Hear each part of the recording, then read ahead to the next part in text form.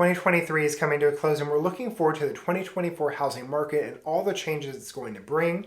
And with how crazy a year 2023 was and how up and down the last several years in real estate have been, I think the wisest thing that I can do as a professional in the industry, and the wisest thing that people thinking about moving can do, is work to learn from what has happened in the past so you can make informed decisions and get the best results if you're planning to move in the future. I'm Chase Hansen, your DFW Realtor, and that's what I'm doing today. I'm going to give you the biggest lesson I learned from 2023, an overview of the last couple years in the real estate market, and what I think is a great tip to help you make the best possible decisions as you're thinking of buying or selling a house in the future. Before we get into it, make sure you've liked this video and subscribed to my channel to keep up with more great content like this. Okay, let's talk about what we learned from the 2023 housing market. Now, I think it's always important to look back at what happened, what trends have formed, what lessons we can take away to better understand how we can take advantage of those things in the future.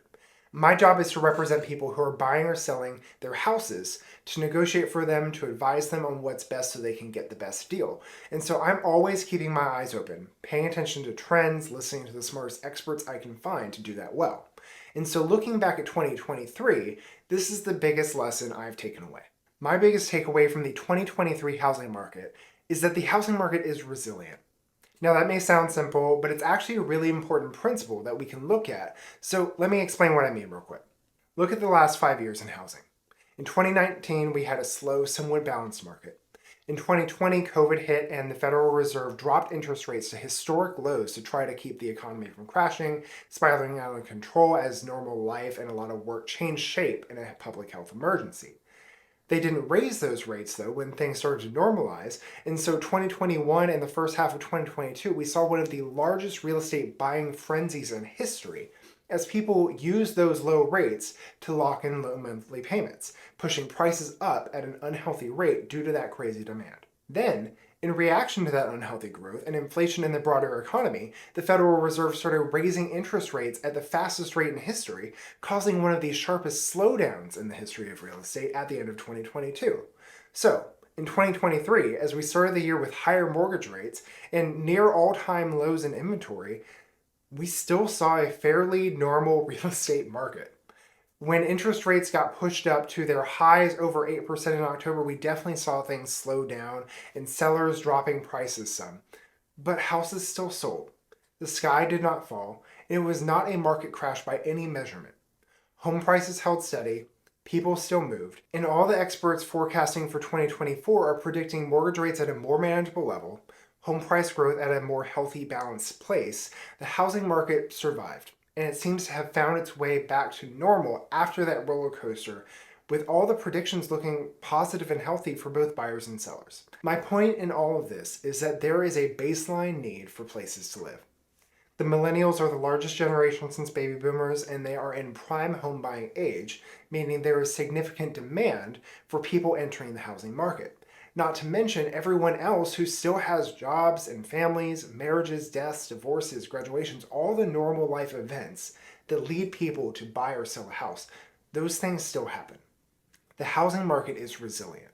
And so as I think about lessons to learn and take away from 2023, advice to give to my clients and to the people who are thinking about moving, I just say I think we need to think more calmly and reasonably about things like this, especially when it comes to planning for the future.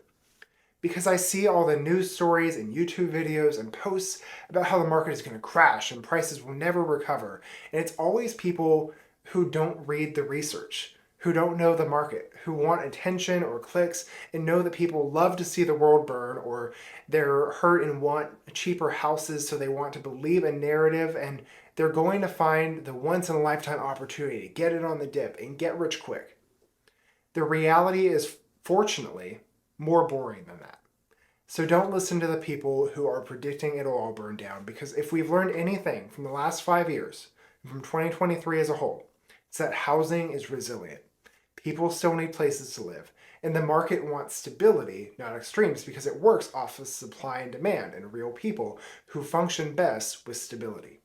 So, sorry I'm not more entertaining, but I hope that's helpful advice for you or someone in your life who's thinking about moving.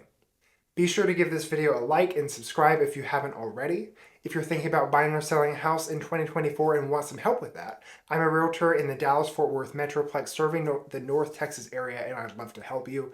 In the description, you can find a link to request a free consultation for personalized moving advice. You can also find my email there, and you can follow me on Instagram at Hansen Realtors DFW.